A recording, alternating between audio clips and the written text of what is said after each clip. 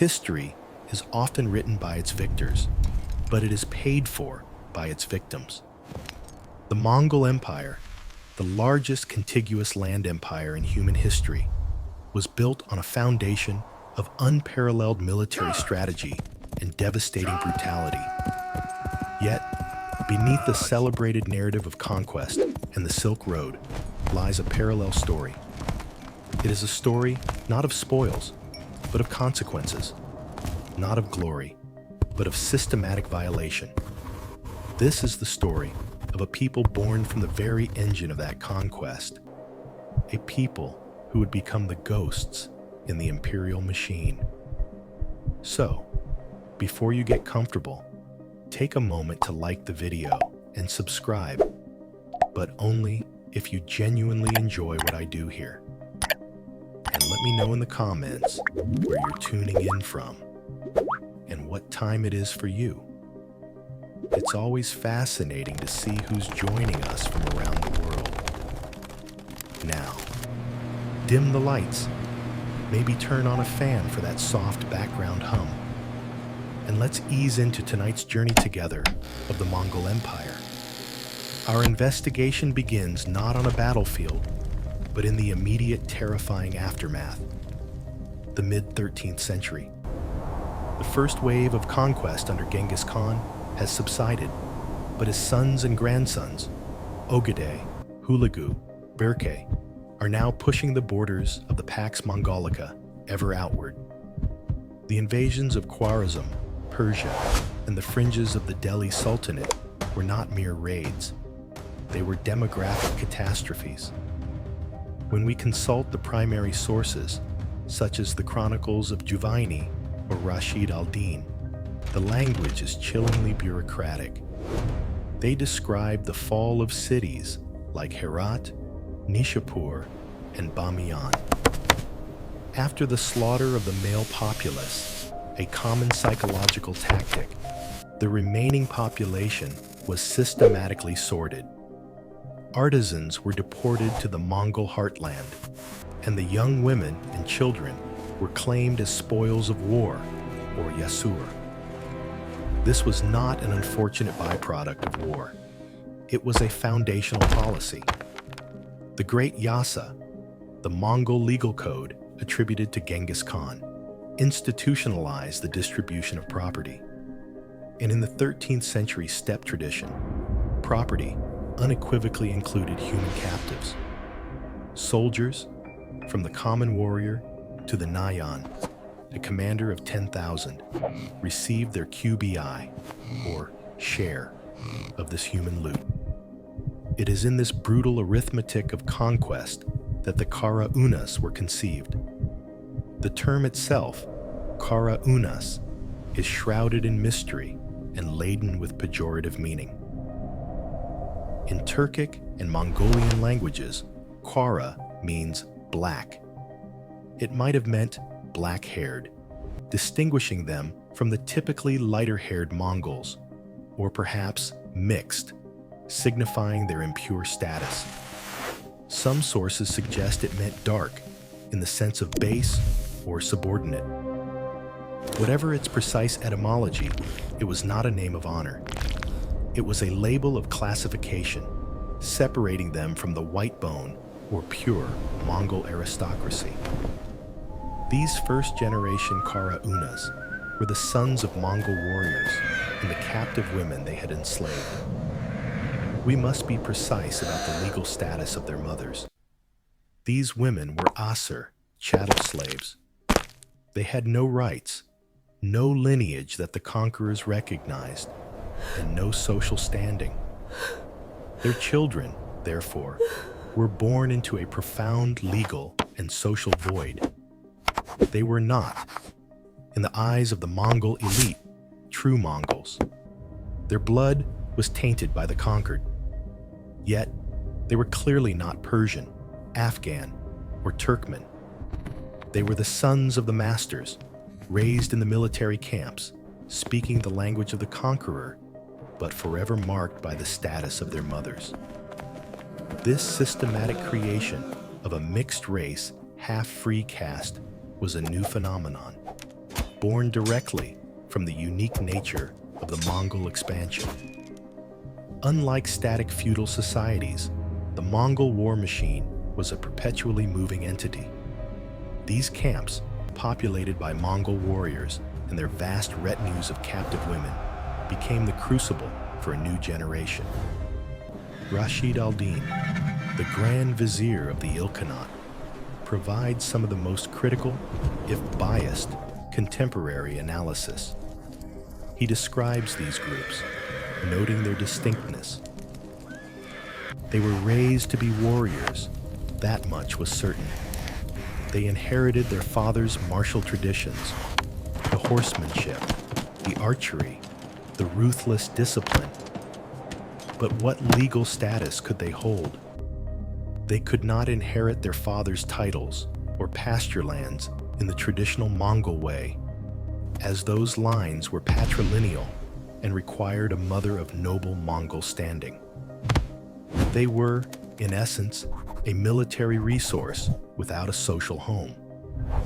They were a forgotten generation, deliberately created by the appetites of conquest, but left unincorporated into the rigid social structure of the steppe. This ambiguity was their curse, but it would also become their strength. The Mongol rulers, pragmatic as ever, saw a use for this growing population of dispossessed sons. They were loyal to no one but the military structure that raised them. They had no competing loyalties to a conquered tribe or a fallen city. They were, in effect, the perfect, expendable soldiers. The first Qara'unas, therefore, grew up in the shadow of the great ordos, camps, likely clustered in the volatile border regions of eastern Persia and what is today Afghanistan. This region, the territory of the nascent Ilkhanate and the Chagatai Khanate, was a frontier of constant, low-level warfare against the unsubdued locals and the probing armies of the Delhi Sultanate. It was here, in the crucible of the frontier, that this unclassified generation was first armed. They were formed into their own military units, the Tummans, or thousands, distinct from the core Mongol tribes. This was the birth of the Qara'unas as a military force, a transformation born of necessity. They were the sons of violation, now harnessed as the instruments of further conquest. Their genesis was a paradox, created by a system that simultaneously enslaved their mothers and demanded their service. They were the living embodiment of the violence that forged the empire.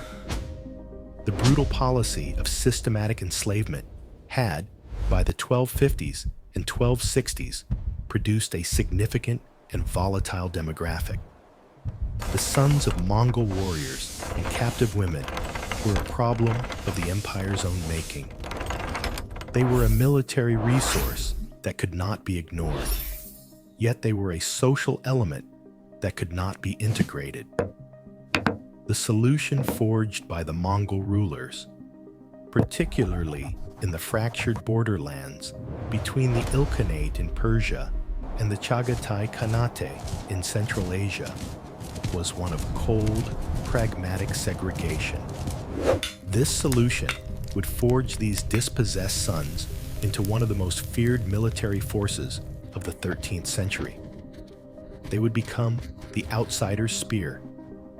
These young men, the Qara'unas, were organized into their own Tummans, military units that nominally numbered 10,000, though in reality were often smaller, more fluid divisions. This organizational step was critical. It was a formal recognition of their existence, but also a legal and social quarantine. By placing them in their own units, the Mongol leadership ensured that the pure Mongol Tummans, the bedrock of the imperial army, remained untainted by this black or mixed blood. Their legal status, when we analyze it, occupies a chillingly unique space. They were not chattel slaves, for they bore arms, the ultimate symbol of a free man in steppe society. Yet they were not free. They were bound, not by chains, but by a hereditary military designation. They inherited their father's profession, war, but their mother's indelible servile status. They were a caste, locked in perpetual military service to an empire that refused to claim them as its own. They could fight and die for the Khan, but they could neither share in the spoils of the aristocracy nor hold the pasture lands, nutug, that were the traditional right of a Mongol warrior. Their labor was war, but their function was to be a disposable vanguard. The Mongol Khans deployed the Qara'unas units to the most dangerous, contested, and rebellious frontiers. Their primary area of operation was the mountainous, turbulent region of Khorasan and modern Afghanistan, a land bridge of conflict separating the Ilkhanate from the Chagatai Khanate and bordering the hostile Delhi Sultanate. This deployment was a strategic masterstroke. The Qara'unas were perfectly suited for the Tama, or border garrison. They possessed the legendary hardiness, equestrian skill, and compound bow tactics of their Mongol fathers. But unlike a pure-blood Mongol warrior transported from the steppe, the Qara'unas had a connection to the land they were policing. Many spoke the local Persian or Turkic dialects learned from their mothers. They understood the terrain, the culture, and the weaknesses of the people they were sent to suppress. This fusion of steppe warfare and local knowledge made them devastatingly effective, and it made them uniquely cruel. Trapped in this socio-legal void, the Qara'unas belonged nowhere. They were despised by the Mongol aristocracy as half-breeds. They were equally hated by the local sedentary populations, who saw them not as kin, but as the very instruments of Mongol terror, a constant, living reminder of their own subjugation. This total alienation fostered an intense, pressurized internal cohesion. The Qara'unas units developed a loyalty only to their own Amir, commander, and to their regimental brothers. Their psychology was that of the permanent outsider, with nothing to gain from mercy and nothing to lose from brutality. This is the force that the Venetian traveler Marco Polo encounters in the 1270s. His account, The Travels, provides one of the few external, contemporary descriptions of this group, and it is laced with fear. He calls them Qara'unas and writes, with a mix of ethnographic curiosity and undisguised terror, of their origins and reputation. Polo states they are the sons of Indian mothers by Mongol fathers. He describes them as a generation of mixed blood who have become a very evil and thievish folk. When we deconstruct this description, thievish is the key. Why were they known for plunder? Because plunder was their salary. Denied lands, titles, and a formal share in the imperial economy, the Qara'unas were tacitly permitted, and indeed expected, to subsist on the very populations they garrisoned. Their payment was institutionalized brigandage.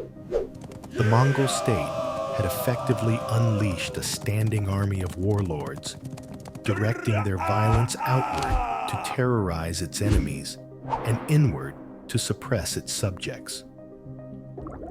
Their reputation for evil was earned through their methods. They did not fight like a traditional army. They raided. They were the masters of the razzia, the lightning-fast mounted raid, descending from their mountain strongholds to pillage caravans, destroy crops, and seize new captives, thus perpetuating the very cycle that had created them. To the settled peoples of Persia and Afghanistan, they were a nightmare given form. They had the Mongols' face, but spoke with a local accent.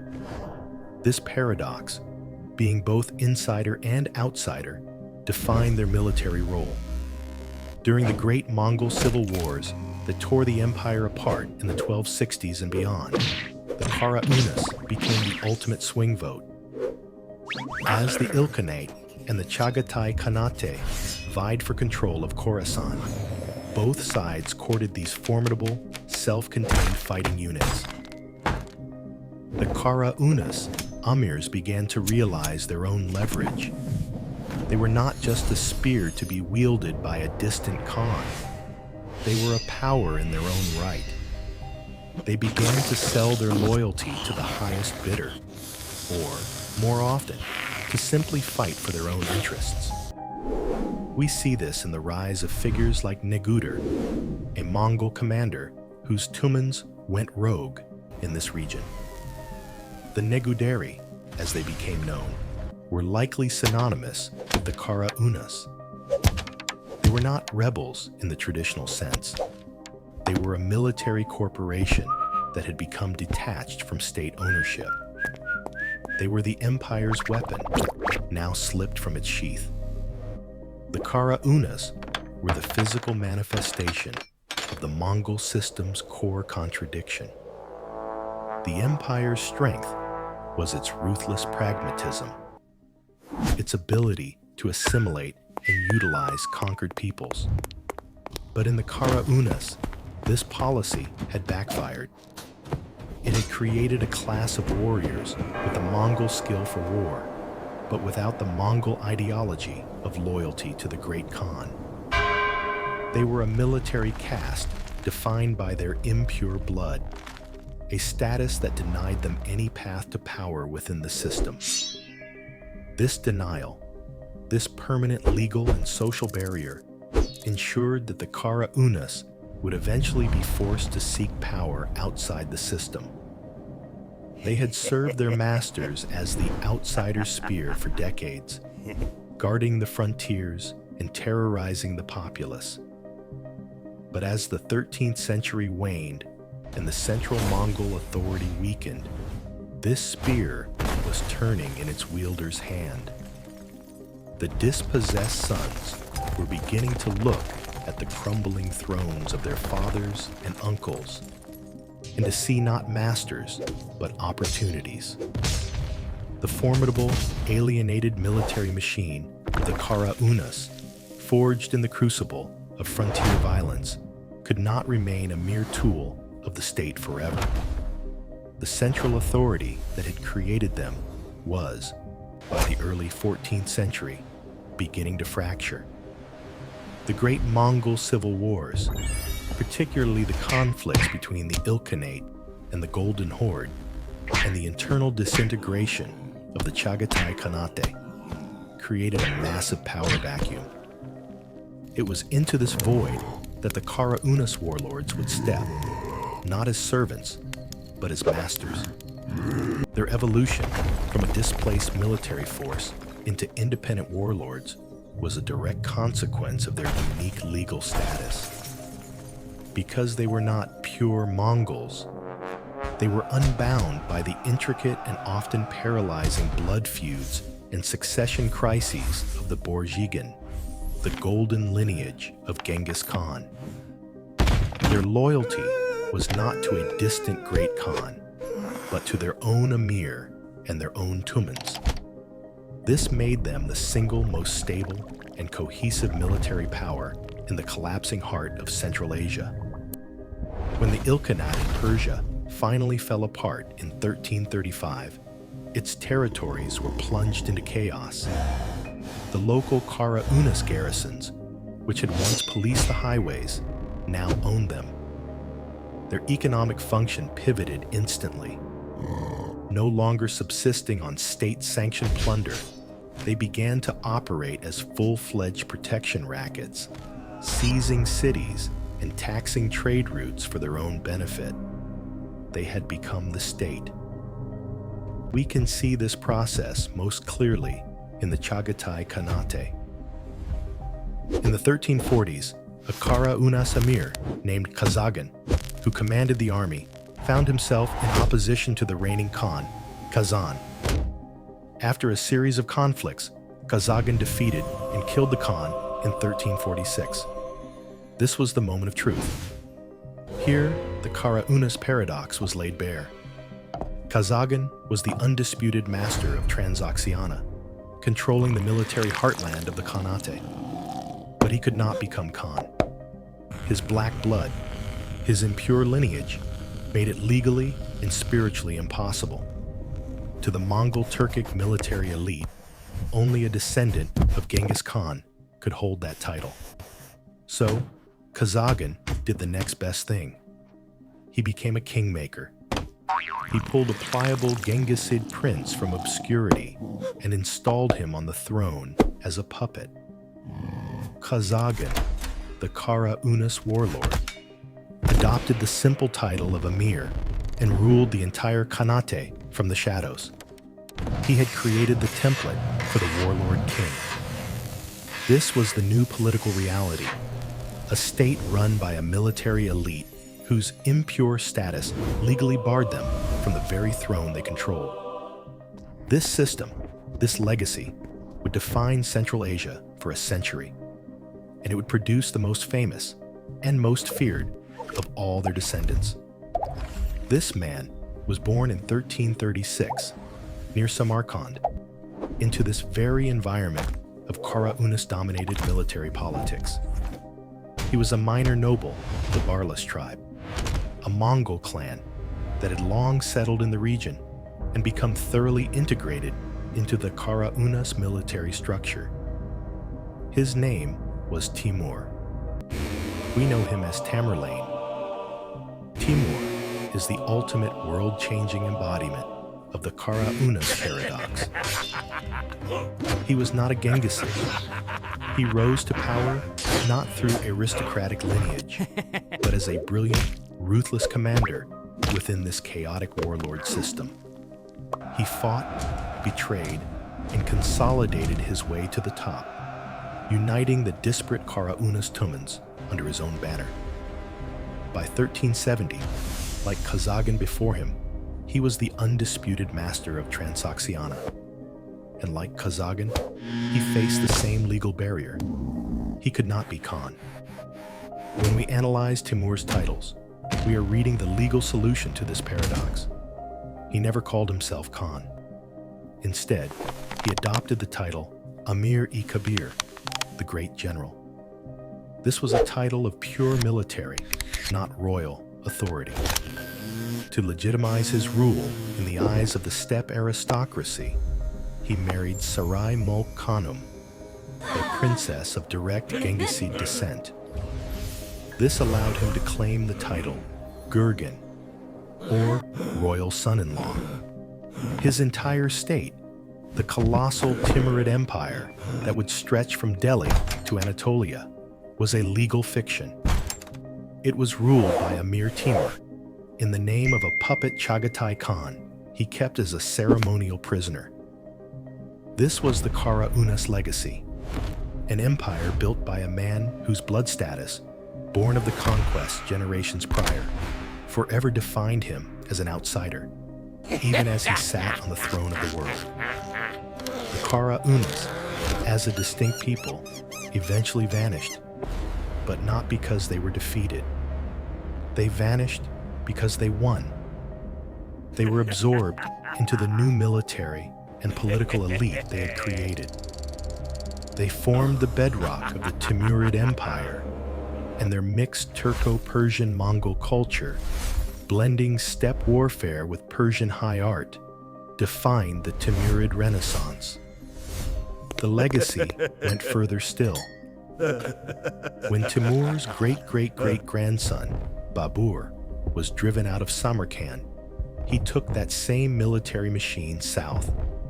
He used the same tactics and the same hybrid identity to conquer India and establish the Mongol Empire. The Forgotten Sons, born from the systematic violation of captive women, had evolved from dispossessed outcasts to the warlord kings of Central Asia, and finally, to the emperors of one of history's most glittering dynasties. The journey of the Qara'unas is a stark lesson in consequences. What began as a brutal, pragmatic solution to a human surplus, the sons of captive women, evolved in ways its creators could never have foreseen. The Mongol system, built on a rigid definition of blood and belonging, was ultimately consumed and remade by the very people it had legally defined as outsiders, proving that history is written not only by policy, but by the relentless, unpredictable ambition of those left in its margins.